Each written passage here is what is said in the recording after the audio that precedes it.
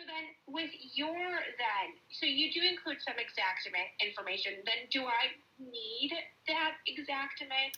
100%. If you want to get the most bang for your buck and like get the best results, you got to do both. Like there's a reason that they're two different courses, because it really is different. Like I said when I mentioned it's the art and the science of it. They're two totally different schools of thought that are 100%. It's kind of like fitness and diet, right? Like your physical stuff is super important, but the diet is also equally as important. And so if you're just going to the gym but we don't fix your diet, you might get some results, but you're not going to get the best results humanly possible.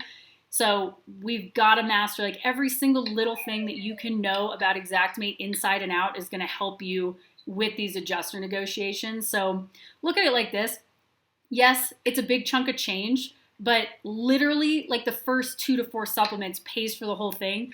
Why skimp on a single iota of information? Because even one thing that you miss, that could cause, let's say that it only costs you $150 on the next 50 claims, that costs you $7,500. So we don't want you to miss anything.